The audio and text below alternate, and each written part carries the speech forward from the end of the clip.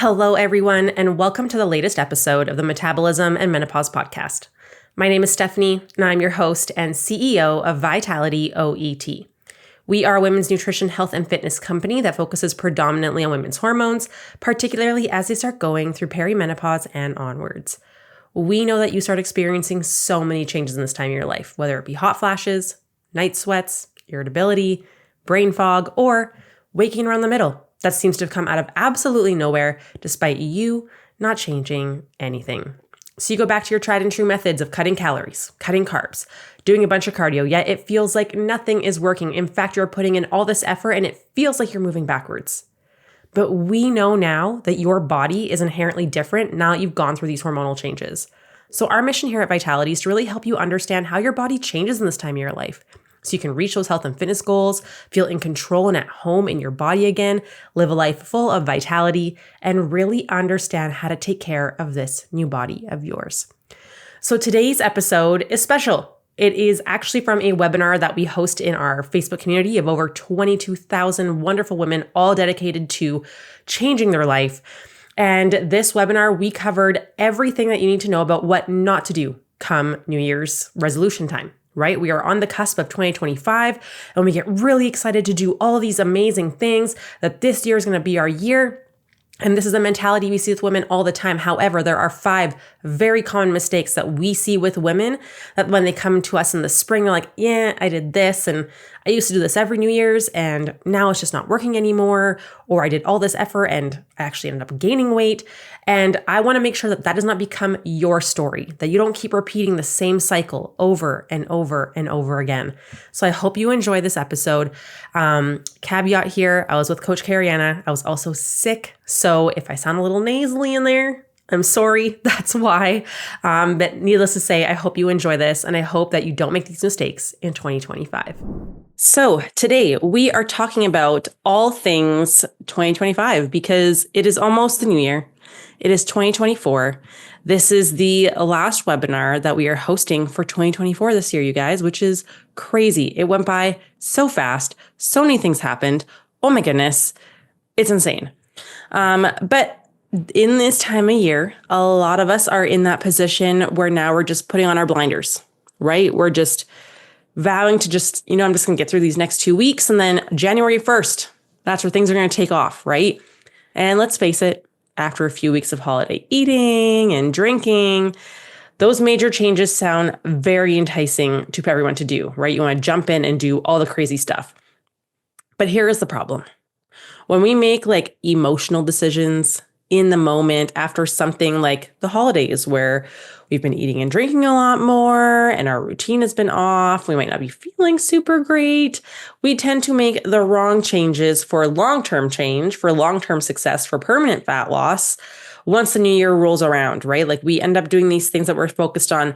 I'm uncomfortable now, so I'm going to do all these drastic things, as opposed to realizing, oh, those things are actually going to make it harder for me in the future. And I'm not going to be able to be successful. I'm not going to be able to keep the weight off or lose the weight later, which we don't want, right? And we see this happen to so many women who come into our program.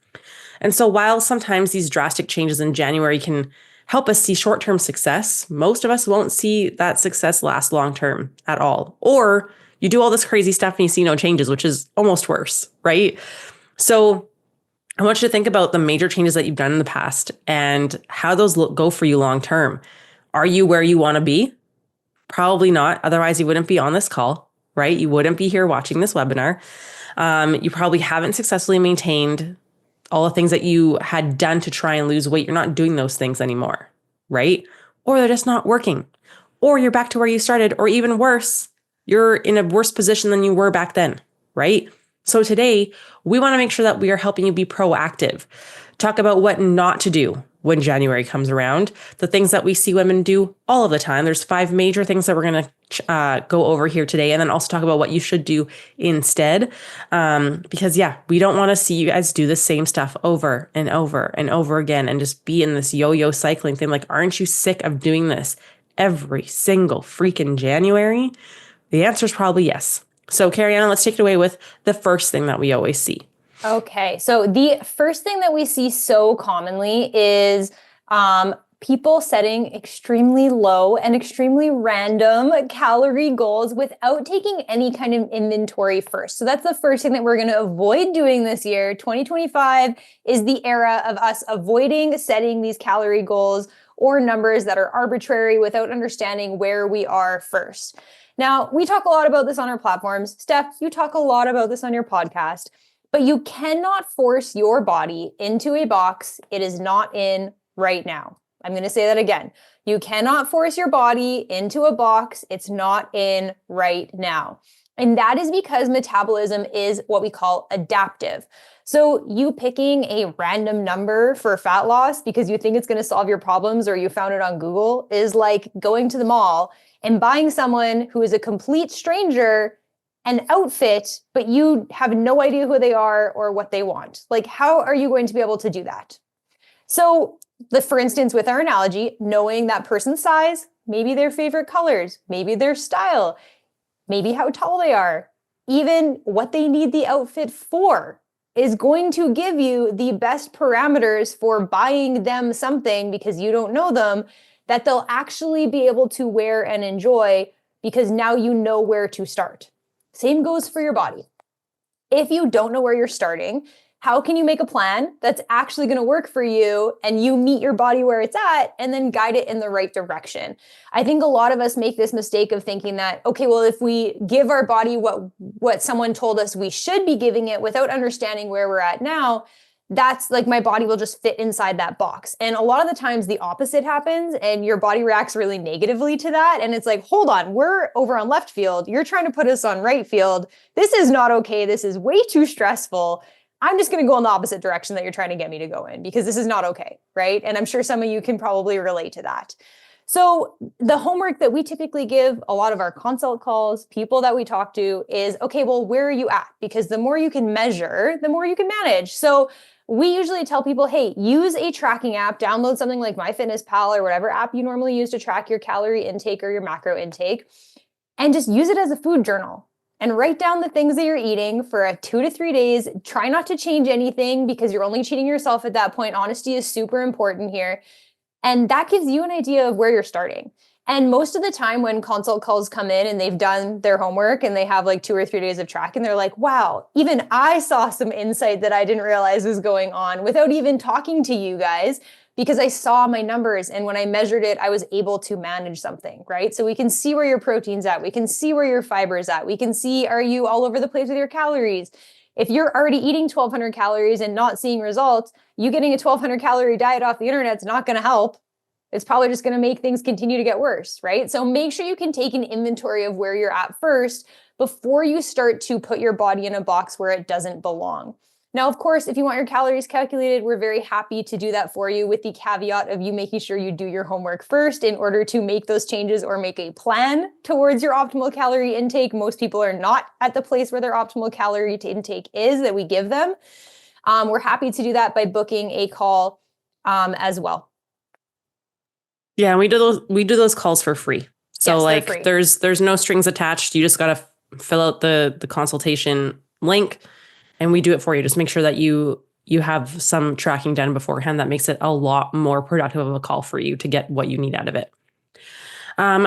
So this is like probably the biggest mistake that I see women do is they just cut calories. Like you start tracking your food January 1st. And the first thing that you do is you're just focusing on how little can I possibly eat? Like that is not the way to go about this, you guys. That is the biggest things when we're talking about like, you just jump in and you start extremely low calorie goals. Like you're just like, okay, I'm going to track and see how little I can eat. And now you have a poor relationship with tracking because you're like, oh, it was such a terrible experience. It's like, yeah, of course it was a terrible experience. You were focused on eating as little as humanly possible. Imagine if you started eating and like tracking to see, am I getting enough protein? Am I getting enough calories? Oh my gosh, I can include this treat in here. It's very eye-opening and can make a massive change in your relationship with tracking and food and like learning what your body needs, which is massive. But the reason that this whole, cutting calories, just eating as little as possible, tracking your food to make sure you're not eating too much come January, is that it's a massive stress on your body. And like you've done this before, so your metabolism has probably already slowed down because every time that you do this, your body's maintenance calories goes down because before you used to be up at like, let's say 1800, 2000 calories. Then you went to this crazy 1200 calorie diet, stayed there for way too long because we don't like to see people in fat loss for more than like 3 months. Like that's really the max that we like to see. And in those 3 months, we incorporate diet breaks, we incorporate refeed days, depending on the person and what that looks like and how they respond. But we're making sure that 1200 calories doesn't become your new maintenance. Because if you drop there, your 1800 to 2000 that used to be your maintenance is now slowly going down and going down and going down. And that's because of all these internal processes in your body. And a large thing that happens here is stress. Your cortisol will go up. And when your cortisol goes up, you are going to see changes in your hormones. You're going to see hormone production decline. You're going to see your blood sugar get worse. You're going to see inflammation go up. You're going to see your thyroid function go down, which also slows down your metabolism. You're going to see muscle loss. You're going to see poor sleep where you wake up between 1 and 4 a.m. in the morning. You're going to see more bloating and gut health issues and food sensitivities you never used to have before. Your liver starts to really struggle. Your energy gets worse. All of those things internally start to slow down your metabolism. And if you have no energy, it's hard to want to work out. If you don't have enough fuel, your body starts breaking down muscle mass for energy. So then your metabolism slows down even more because muscle burns a lot of calories at rest. So you're now at this 1200 calories and you were there for too long and you never did anything to bring your metabolism back up. So this is why all of a sudden the diet stopped working or they're not as good every time you go back to doing it because you ding the system too many times without actually understanding how it impacts your body, how it impacts your metabolism, how it impacts your hormones, how that's going to impact long-term for you to be able to maintain those results, your blood sugar, all of these things that are then going to make it a lot harder for you to be able to lose weight in the long run and maintain that weight loss. So this is why so many women struggle. And eventually, 1 January, it just stops working. Right? Especially once we hit perimenopause and menopause, our ability to tolerate stress decreases substantially. So that 1200 calorie diet ends up being way too much of a stress. And now we start seeing crazy amounts of inflammation, crazy amounts of blood sugar issues, crazy amounts of all these things that are already happening. It just gets amplified. And that's where we really start to see massive problems with women. And so you're also just cutting your calories to 1200 and you're not seeing where is your protein intake? Are you exercising the right way? Are you supporting muscle mass? Are you allowing your body to recover and sleep the way it needs to? Because if you're not getting enough sleep, your body also breaks down muscle mass. You lose less fat mass. Your hunger cravings get much higher. So you need to understand that come January 1st, if your goal is to track and just eat as little as possible, that is a recipe for failure. You are going to cause so much internal damage and you might be like, oh, I'm not there yet. I'm fine. It works every time. Cool. I can promise you one day it's not going to work and it's going to suck.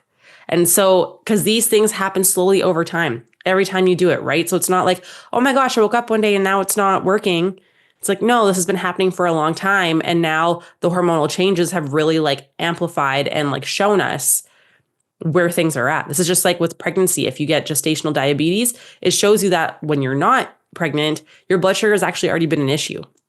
So it just like shows you what those underlying things are. So we got to be proactive about this stuff. So cutting calories, eating as little as possible as you can, not a good idea.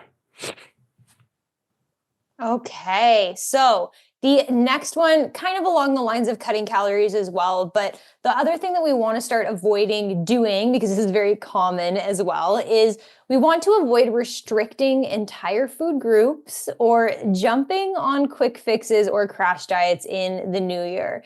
Now, you're probably going to see a lot of advertisements for challenges or for, new year plans or new year coaching options for like a 30 days or whatever that is, guaranteeing that you'll lose weight or whatever that is. Some people do like what they call the 75 hard challenge, where they do like 1 billion workouts a day and they have to go suffer outside doing it in the pouring rain or whatever it is. It's so silly. Anyway, but a lot of us will also look at cutting out entire food groups. That's very common for us as well.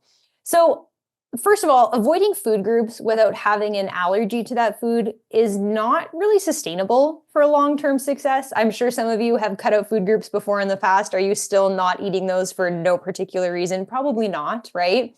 cutting out things like sugar or gluten or white carbs or even just carbs in general, very common, will only cause your body or your brain or your mind psychologically to feel restricted, which we have found, psychologically speaking, will most likely cause what we call hyperfixation. So you actually focus on the thing you're not allowed to have even more, leading you to not only cave and then eat those things, usually in excess. You're like, oh crap, I'm eating sugar, F it, I might as well eat the whole bucket of ice cream.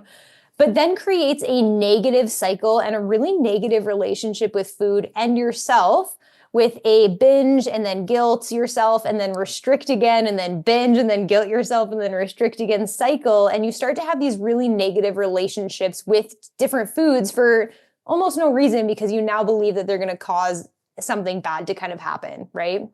Or they're going to make you fat, or they're going to make you gain weight. And you've now deemed these foods as like good or bad, right?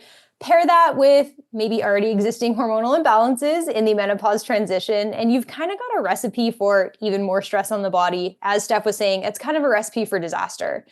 Cutting those carbs too, that's a really big one that we tend to see people try to go keto or they try to go really low carb. We've already determined, if you've ever listened to any of our webinars or podcasts, we typically will talk about not doing that. A lot of the times carbohydrates actually help metabolize stress as we go into menopause. Carbohydrates can help fuel our thyroid, and they can also help regulate our blood sugar, actually. So cutting out carbs can actually make you more insulin resistant. It can make you less likely to maintain muscle mass. And it can also, not help with blood sugar dysregulation. And it will also maybe slow thyroid down. So we definitely don't want to do that. We definitely want to eat everything in moderation. And while it could be important to maybe reduce consumption of some food groups for you to feel better. So for example, for a lot of people, reducing added sugars could help their hot flashes at night, or, help them sleep better because their blood sugar is a little bit more easily regulated. Reducing these food groups won't inherently make you lose weight unless you're strategically in a fat loss phase from an energy perspective, okay? So just because you cut out a food group doesn't mean that's going to equal fat loss, because it comes down to energy balance at the end of the day. And that is encompassed by so many things like hormonal balance and how you're moving around and your muscle mass and how you're digesting food and everything like that. So you doing this one thing to cut out one food group is probably just going to create more of a negative relationship with that food versus actually give you the sustainable results that you want to have. Now, this is where everything in moderation and what we call learning nutrition literacy is so important for long-term success, because awareness is empowerment and education is confidence, right? Not only do you want to reach your fat loss goals, but don't you want to be able to maintain your fat loss goals while still eating fun foods and being flexible and going out and knowing how to navigate all of those things together and doing all the things that you love involving food for the next 5, 10, 15, 20, 30 plus years? Because let's face it, socially speaking, food is also a bonding activity. We have it during holidays. We eat it with our family. We go out for, dinner with our friends to connect. There's way more to food than just calories in, calories out, right? And you are going to spend as much time, if not more, of your adult life in perimenopause and onwards than you did in your reproductive years. So we need to learn how to manage this now and not get stuck on this roller coaster cycle of every January we cut out carbs, and then by December we're feeling bad about ourselves again, and then we have to go re-cut out carbs again, and the cycle continues, right? We don't want that. Exactly. And carbs are just so good for you guys. They are, and they're delicious. They are amazing. They serve so many purposes in our body. So next one is avoid adding more stress to your life. If you've listened to any webinars, any podcasts, you know all the things about stress, right? I just went on a little bit of a tangent here. So first of all, this is definitely going to be more subjective or individual, right? Because stress can look different for everyone. We just had a woman join our program, and she was like, I don't feel stressed, don't feel stressed. Probably one of the highest stress assessment scores we have actually ever seen. It was insane. Maybe the highest. It was insane. Yeah. Her body was clearly telling her, you're stressed. Mm-hmm. Yeah. But she's like, I handle stress good. I don't feel stressed. And I'm like, your body has literally tried to tell you in every possible way that you are stressed, right? So stress looks different to everyone, and what we perceive as stress is very different to everyone, right? And that being said, if your schedule is insane with kids, with extracurriculars, you're working 8 to 10 hours a day at your job, you're also like running a household, do you really think that doing 75 hard or a 30-day challenge where you're doing really insane things is and turns your life upside down is going to be beneficial? Probably not, right? Because there's so many things that cause stress in our life. Eating too low calorie, eating inconsistently, skipping your breakfast, coffee on an empty stomach, running around, being go, go, go, not sitting down and eating, like eating on the run, eating in front of screens. That's also a stress, you guys. Doom scrolling on social media, the music that you listen to, the shows that you watch, the amount of sleep that you're getting, the arguments that you have with your spouse, your children, relationships, work, deadlines, finances, grief, trauma, taking care of sick parents, being go, go, go, your pet pooping on the floor, right? Like there's so many causes of stress, but a lot of us are like, oh, it's fine. It used to be worse. Cool. Your body is still not okay. Your body is still stressed out, right? But we're always like, oh, but so-and-so has it worse. Oh, it could be worse. I feel like I manage it fine. I've got it under control. No, you don't. If you're struggling with bloating, if you're struggling with like weight loss resistance, if your sleep is not great, like those three right there alone are telling you that your body is stressed out. But we're just like, no, it's something else. It's like, no, it's stress. Everything comes down to stress. So changing things drastically coming off the holidays can not only cause more stress and inflammation on your body because it is a massive swing, but it can actually cause more weight gain in the long term. And when has been adding stress to your stress ever worked? Like when has it been like, oh, my house is on fire? Let me help this by just throwing in some more stuff. Like, no, right? But that's literally what we're doing. So remember, extra stress can be any extra stimulus on your body, including doing more exercise, right? So this could include also hating yourself over the holidays. It can include that negative mindset, the self-doubt, hyper-fixating on how much you need to lose, trying to do HIIT training, taking way more onto your plate, thinking it'll help, or taking away, eating on a smaller plate, right? There's so many things that we do that can actually be so much more of a stress in our body than we actually realize. So this is where it helps to take a full inventory of literally everything and like, how is your body feeling? If your body is tired, digestion is not good, energy is not good, you are having energy crashes, you are having cravings, hair is starting to fall out and thin, your hormonal symptoms are getting worse, your nails are brittle, your skin doesn't feel great. These are all signs your body is stressed out. But we're fine, right? We're totally, totally fine. I always think of that, like those like memes or gifs of there's like this cartoon. I don't know what it is. It's like a dog, but he's like surrounded by fire. Like his whole house is on fire wherever he is. And he's just sitting there with like a mug of coffee and he's like, it's fine. Like everything's fine. And like the whole world is like burning around him. That's like the picture that I always think of. Yeah, always. It's so funny. Okay, so the next one we're going to talk about is, and this one I'm going to explain, is to avoid setting achievement goals without also setting habit goals, or else you'll never actually reach your goals. Now, what does this mean? We talk about this a lot in our coaching program, in our group coaching, in our one-on-one coaching. We try to talk about this a lot because we can set the biggest goals in the world, but how are we going to actually get there? How are we going to actually become the person we want to become, right? So let's break down first what an achievement goal is and what a habit goal actually is. So the achievement goal is what we think of as goals, what we were traditionally taught. So that big kind of scary thing that you want at the end of your said timeline. So let's say by the end of 2025, right? For most of us on a health journey, this involves a lot of who do you want to be or where do you see yourself in this amount of time when it comes to how you're feeling and how you look. This is that big outcome that you're working towards. Like, let's say by the end of 2025, I want to have lost 30 pounds and gotten rid of my hot flashes. Okay, great. That's a great example. Super great achievement goal. But now what?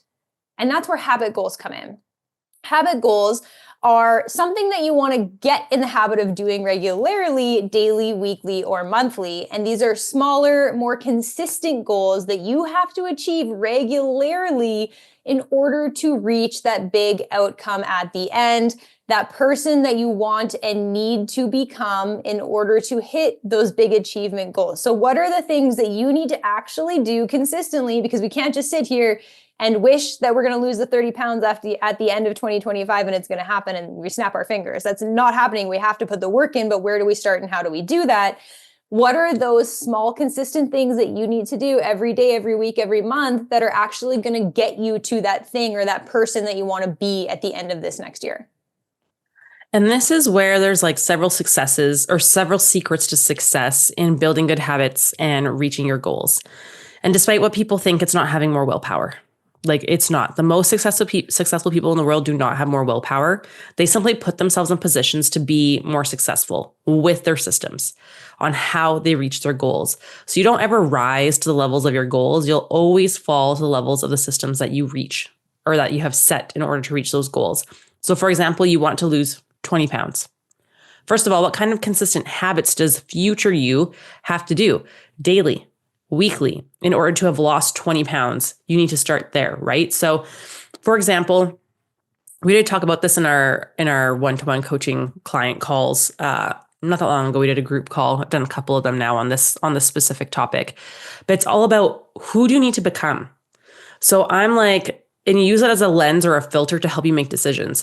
So I don't like to think of 1 year because 1 year is too close. And it's like, you can think too logically. You almost have to think like 2 years, 3 years, because it's like close enough that it's like seems possible, but not so close that you can like use logic alone, if that kind of makes sense. Like you almost use your imagination a little bit here.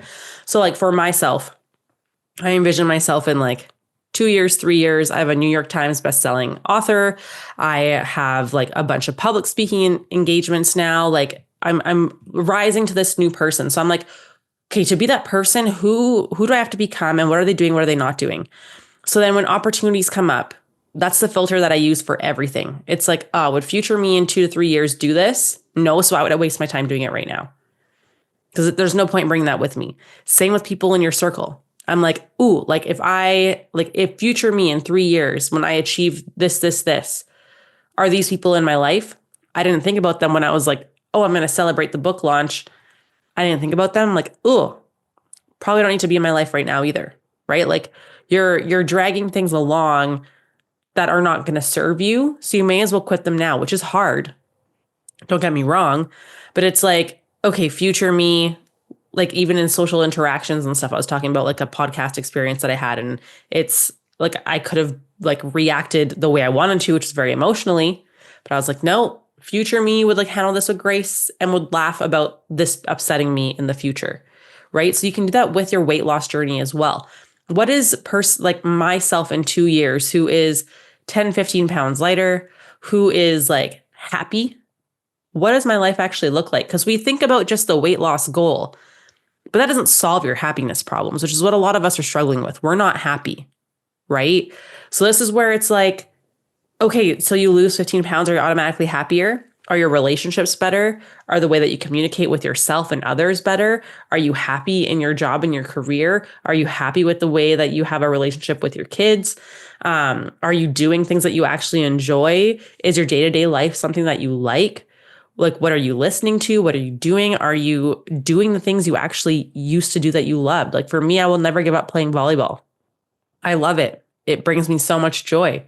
So it's like making sure that those things are a priority. Because a lot of the times we think, oh, if I lose these 15 pounds, I'll be happier. Because back then when I was 15 pounds lighter, I was happy. And I'm like, usually it doesn't have anything to do with the weight. Yes, you'll feel more confident. Yes, you'll feel more healthy.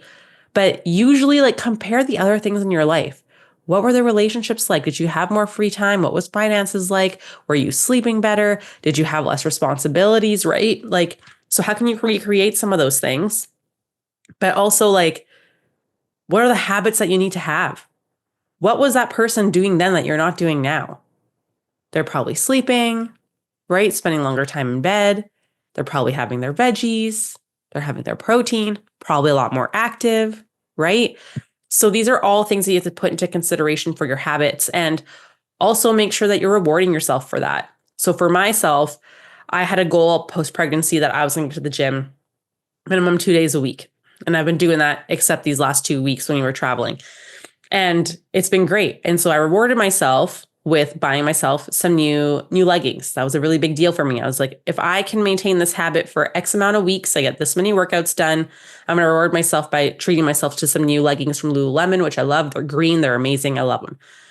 But that just helps reinforce myself to keep going, to keep doing the things, to keep doing the workouts, as opposed to just, okay, I did it. I get the reward. I lost the weight. I bought the clothes. Now what? But there's no maintenance there, right? So if you reward the habits and focus on that, that's very motivating. And you're going to find that those skills stay with you, those habits stay with you, which is what helps make fat loss sustainable, right? Because think about it. You lost the weight and then you stopped focusing on your steps. You stopped working out as much. You stopped focusing on your protein intake, right? Everything fell by the wayside because they weren't habits that you actually developed.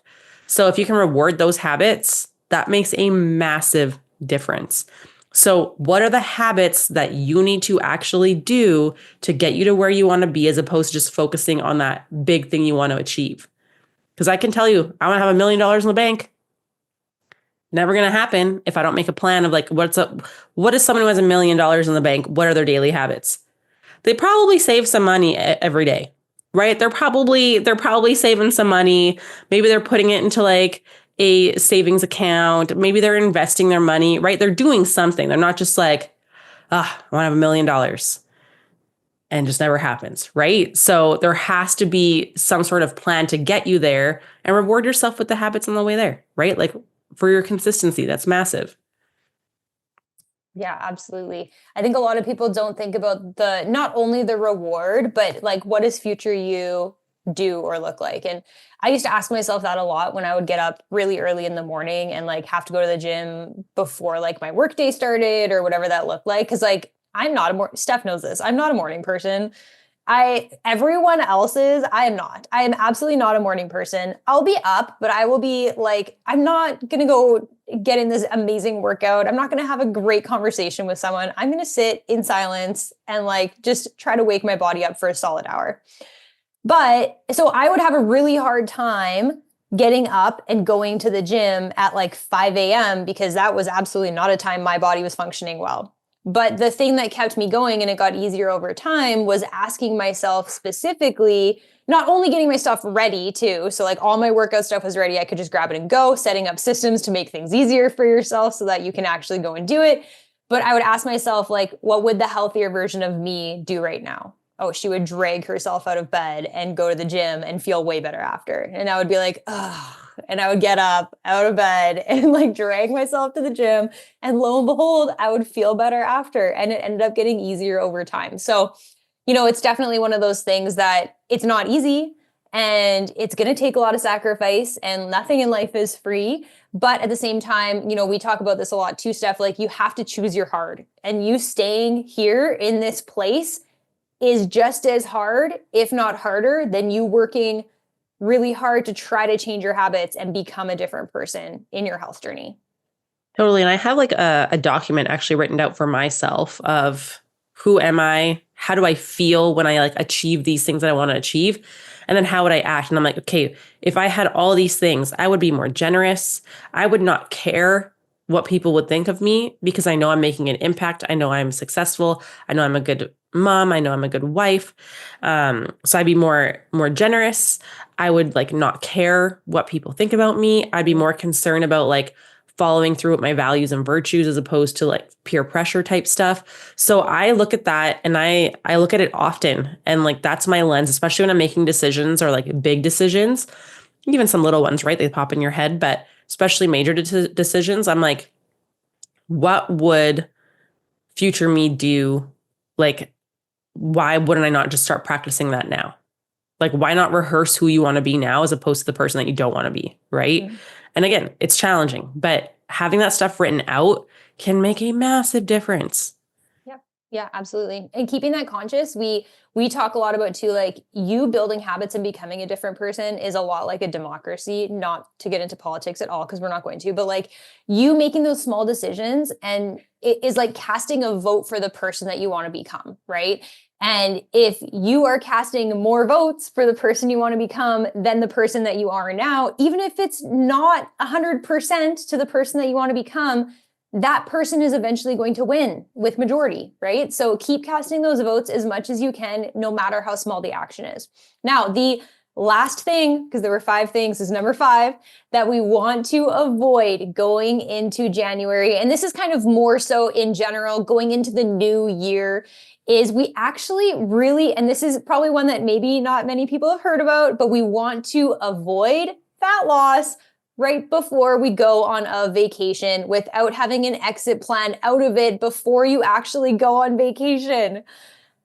So the first thing that I want to talk about is that a lot of us take winter vacations. Now, some of us are lucky enough to live somewhere amazing like Florida already, and you don't have to, but the majority of us are living in like cold Canada or like up in the north somewhere where we have to go somewhere warm. And we are waiting for our 2-week vacation in February or March where we get some sun and it's amazing, right? However, a lot of us use trips to motivate us to reach weight loss goals because that is a great thing to work towards. But we want to warn you to be very careful about this because if you do, you need to give yourself enough time to bring your calories back up or to bring your metabolism back up before you go on your trip. And this is the mistake that so many people make is they work so hard and they lose 10 pounds, let's say, before their vacation. And they're cutting their calories and they're sticking to it because this is their due date. This is their date that they're going on vacation. They want to feel good. They want to feel great in a bikini. They go have their vacation. They're at an all-inclusive. They're eating all the good food. They're enjoying their time. They're drinking all the drinks. They get home and all of a sudden they're like 8 to 12 pounds back up. And they're like, oh my God. And then they get really guilty and they feel really bad about themselves and they try to go back and do the same things. And usually it doesn't work the second time, or it's really hard to stick to. And this is a lot about that metabolic adaptation that we were talking about. However, another aspect of that people don't think about is that when we're in the bottom of a fat loss phase, our bodies are sponges for calories because your body does not want to be losing fat. And so it's going to try to soak up absolutely everything it can in terms of calories in order to get your body composition back to where it was before. And what happens is this is called, we have high anabolic potential. And now we can use this for a good thing because with our clients at the bottom of fat loss phases, if we do it properly, we can actually gain the most muscle coming out of a fat loss phase. Because again, your body is a sponge. However, if you're going on vacation and losing a bunch of weight beforehand and you're at like, eating 1,000 calories and you go on vacation and go to that all-inclusive, you actually have a higher chance of gaining more fat during that time than you started with before you started the diet and started trying to lose weight. And now you might be at a similar weight when you get back to where you started, but I guarantee you your body composition is probably very different. And research has shown that our bodies, when we're in a bottom of a fat loss phase, can actually gain more fat because it's like that sponge, right? And that's where, unfortunately, some of us go wrong with these really fad diets or crash diets in the past, where we just decide one day that we're done with it and we go back to our normal way of eating. But our body, again, is in this other box over here in left field now where we were before with the diet, and it was trying to adapt there. And a lot of us will end up gaining more weight back than when we even started. And so I always want to make sure that I'm being very clear about, and that we are being very clear about the fact that we do not want you to be losing weight drastically before a vacation, because that is just like crash dieting at any other point, and it's going to cause more issues than if you had just not tried it all, stayed in maintenance up till your vacation, enjoyed your time, and then maybe started fat loss afterwards. Yeah, that's like one of the biggest mistakes we see, like all of the time. Yeah. A lot of us have winter vacation, right? We always want to look good. We're feeling like kind of puffy in the winter potentially. We're just like not feeling good. We want to feel confident. It's really a tough decision, but we're here to tell you, like, please, if you take nothing else from this call, your body is like a sponge when you're in fat loss. Exactly. Yeah. If you're like, oh, I have a vacation in 6 weeks, I need to diet for it. No, you don't have enough time. You don't have enough time. You don't. Okay. So there's one more bonus tip that we want to do for you guys. So 6 of these. And it's that don't avoid your body's communication with you. Biofeedback is your body's way of telling you if it feels safe or not. So do not ignore it. Any symptoms that you're feeling, or what we may call poor biofeedback in our program, are not your body trying to work against you for no reason. Remember, your body is then feeling unsafe. That's when it stops firing on all cylinders for us. That's when we start feeling poorly. So this is where like someone might try to go into a fat loss sooner than we want to. And then we're like, hey, you can try it, but like, I don't think it's going to work. So like you can test it out, but then we'll bring you out and then we'll do it the way that we want to do it. And we're almost always right? This is how it works. We've worked with lots of women at this point, over 1,000. And, we see this all the time. Like people try and go into fat loss and they're upset because all of a sudden their hot flashes came back. All of a sudden they're having some bloating. All of a sudden their sleep is worse. And I'm like, yeah, because your body isn't ready. It's too much of a stress. You haven't given it enough time to actually trust you that you are going to feed it enough. Right? So these symptoms are always going to start a little bit like a whisper, right? Looking back up, like, when did you start feeling not so great? Did you hit a wall? Did things get worse over time? And they're going to get louder and louder and louder for the more time that you do not deal with them properly. This is why for many people, cutting calories in January without addressing everything else first is a freaking recipe for disaster for weight loss resistance or even weight gain, but you're feeling worse. That's not what we want. So the biofeedback that you want to track and be aware of is going to include your energy levels and energy crashes, your digestion. Are you having bloating? Are you having regular bowel movements? Your sleep. Are you having trouble falling asleep, staying asleep? Are you tossing and turning a lot? Are you having hot flashes, fluid retention, cravings and hunger, anxiety, mood swings, other symptoms like hot flashes, headaches? All of these things are symptoms that you should be monitoring, because if those things are off, your body is not ready for fat loss. We have other things that we need to conquer for you. And we actually have a fat loss checklist that you guys have access to being in this community. If you post on this video, or maybe I'll just post it as a post in our Facebook group as well. We have a fat loss checklist that gives you all the things that you need to make sure are good before you go to reduce your calories, because otherwise you're likely not going to be successful. So to cover those mistakes again here is you want to avoid just trying to eat as little as possible come January. As soon as you start tracking, right? You want to take inventory first. You don't want to start restricting entire food groups.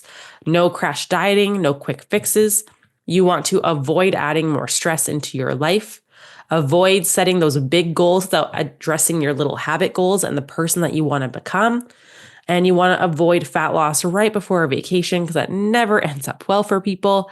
And again, don't avoid listening to your body. Very important. So what you should do is track your calories first. See where you are. Figure out, where am I right now, so that you know where you need to go. Book that consultation call and we will tell you where you need to go. Do you need to go up? Do you need to go down? Are you ready for fat loss? Are you not ready for fat loss? Then you can start your plan there, figuring out, am I working out the right way to support my body? Am I going to be able to maintain my muscle mass? Am I going to be able to keep my metabolism high? Because all those things are going to matter. But honestly, step 1, track your food for 3 days, then book a call with us.